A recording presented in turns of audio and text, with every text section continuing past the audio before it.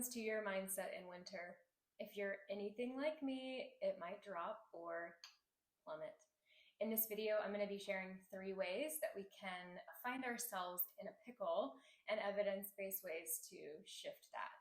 Each section will be timestamped so you can click to the section that applies to you or watch all the way through. Before we start, hi, I'm Celeste, the creator of The Daily Medicine. This was born out of a necessity to help me and my clients stay focused on what matters the most: daily movement, our menu, and the topic of today's chat, mindset. I'm currently studying nursing and I'm a part-time yoga teacher, and the daily medicine is helping me get through this really full-on time with a little bit more grace and a little bit more ease. I hope you'll find it helpful, and I hope you'll click like and subscribe to join me. So, do you tend more toward depression, anxiety, or burnout? Maybe it's a healthy mixing of all 3. I've been there. Maybe you're wondering, 1, what does Celeste really know about me and my experience? 2, are we going to talk about the same things that I've already heard? And 3, maybe you're wondering, if you're watching this video, how can I ever get the heck out of this mental spiral that winter brings me? We're going to talk about these questions and more. I'll answer the first 2 questions here. So number 1, nothing, but I hope that we'll get to know each other. 2, probably some of the similar things, but with a little bit of a twist because it's coming from me. And now the most important question: you can get out of a spiral with a shift in mindset. Sometimes we use holistic tools like yoga, breath work. Other times we use allopathic tools like therapy, medication. And as a PSA, if you find yourself in a mental health crisis, reach out. 988 was created in the United States in 2021 as a mental health crisis line, and then there's the SAMHSA National Hotline. I'll post that here. If you're not in crisis, but you feel like professional support could help you, listings on Psychology Today are super helpful. You can sort by the area you live in, insurance plans, and client availability. I know it takes a little bit of effort, but maybe the practices we talk about here today will give you the energy that you need to take steps forward and move toward a more balanced mind. So, starting with depression, this is where it all started for me. The mild nagging depression. It can feel so nice and cozy to just fall into a blanket and listen to the mental chatter about how you'll get it done tomorrow. And it's okay if you cancel plans one more time, because self-care, you do you. I am not here to judge. But when you're done and you can't snap out of it, what do? Tip number 1, practice gratitude. Pause right now. Think of 3 things that you're grateful for. Okay, maybe you only thought of 1 or maybe none. That's okay. I made a list of 50 options for things that you might be able to find a little bit of tinge of gratitude for. And the trick really is you need to mean it for it to work. It's got to be like a welling up of real gratitude in your body. And it might be subtle at first. If you feel it, I want you to milk it and really help develop an attitude and nervous system orientation toward gratitude. So I challenge you, for the next week, find 3 things you're grateful for each day, posting that list of 50 options to help you think about this. So tip number 2, we've all heard it, is movement or exercise. Did you know that BDNF, brain-derived neurotrophic factor, is supported by exercise? There are studies that show about 40 minutes is ideal for supporting BDNF. And you're wondering what this has to do with depression. Well, this little molecule plays a role in maintaining existing neurons and helping neurons grow. Think like neuroplasticity. Okay, so number 3, participate in an act of kindness every day. This is the 3rd and final option I'll discuss. It's a personal favorite and perhaps a personal mission that I'm on. Participate in an act of kindness every day sounds small, but in a world filled with confusion, hate, despair, disconnection, kindness becomes a superpower. My challenge for those of you that take this tip on: don't tell anybody. Maybe your journal, but keep it to yourself. Some ideas that you could use to express kindness in your community: let someone in front of you in traffic, prop the door open to help the delivery person come into the building so that they don't have to contort their body. It means a lot to them. Leave a kind note with $1 inside of the note on a park bench. You probably have a lot of great ideas too. Please leave them in the comments below and we can celebrate kindness together. So my anxious type, This is newer for me, but in the last 4 years, I've finally started to feel what anxiety is, and it is not for the faint of heart. My number one tip for managing persistent anxiety, and note, this is not for those moments when you're acutely overwhelmed, like in a panic. Journaling is a really great way to manage persistent anxiety. So find a notebook you love. My favorite one, I'll post, and you just grab a pen and a pencil and start your daily journaling practice.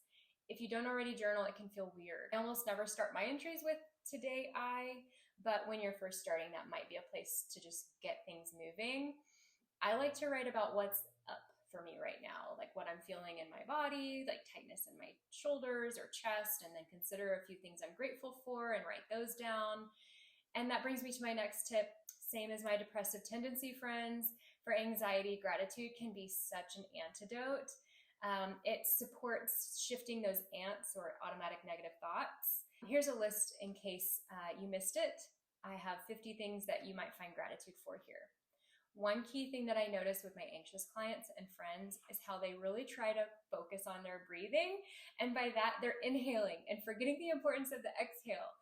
If your nervous system is tipped into fight or flight, or the sympathetic activation of anxiety, we need to bring it down. We do this by lengthening the exhale. Exhale is your friend. I'll share a couple of examples. You might have heard the physiologic sigh. So what you do is inhale fully, sip in a little bit more at the top, and then exhale with a sigh. Repeat 3 to 5 times, and you'll feel a shift in your nervous system. The other one is the buzzing bee breath. You get the benefit of the long exhale, plus the humming vibration stimulates the vagus nerve, which tonifies this parasympathetic system to help you come into a less anxious state. And finally, we've arrived at our remedies for burnout. If you're at burnout, you are probably familiar with one of the 2 states I discussed earlier. You likely spent enough time there that eventually your nervous system said enough.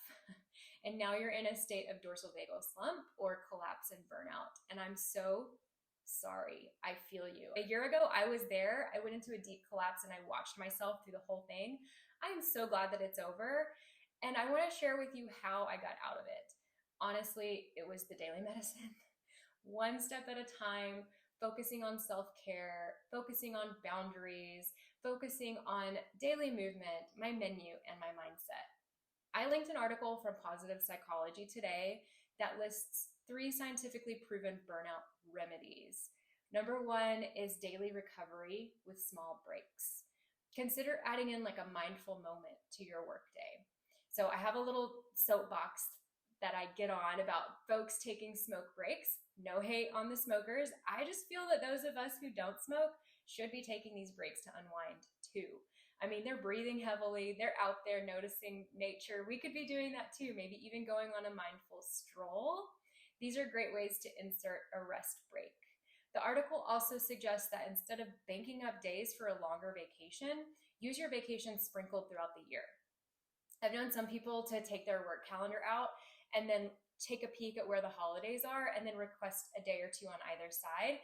That way they get 4 or 5 days off multiple times throughout the year without burning through their vacation days. And finally, for feelings of recovery from burnout, participants actually needed social activity. Go spend time with our friends and our family at home or outside of the home. Maybe take part in social activities with other people in your community. For instance, I don't live near family and my friends are all as stressed out as I am. So my winter social activities tend to be things like going to a yoga class, or maybe going to a hot spring if it's a nice weekend. Maybe you like to watch sports games, or maybe you want to join a knitting circle.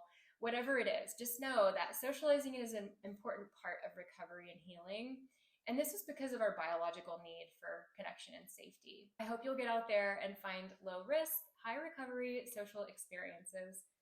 So as we wrap this up, I have one more tip for everyone. If you made it this far, you do deserve a little bonus. This final tip is to get outside. No matter the weather, just go outside. Tap into your senses when you go outside. Become connected to the light that you see. Let your eyes adjust and notice the intelligence in their adjustment. It's incredible what our body can do. Talk about gratitude, right?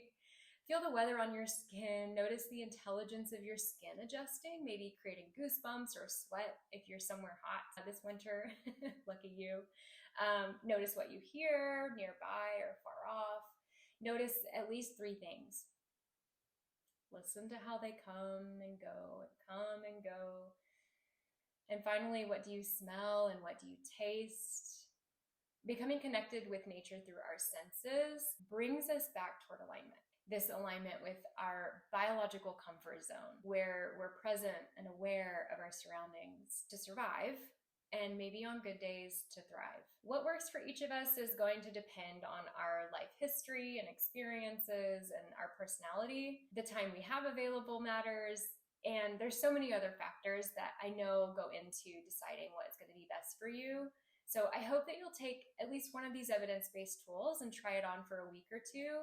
And then if it doesn't fit, try on another one. Something else that seemed interesting. Experimentation is highly encouraged. Note that as you come out of the winter funk, tools that you tried that didn't work early on in your journey may suddenly click. So keep an open mind, take it one step at a time, and trust that you are supported in your process. I like to practice what I teach, so here goes. I am so grateful that you spent your valuable time with me here today. If you enjoyed this, be sure to hit thumbs up, and if you want more, click subscribe. Thank you and be well.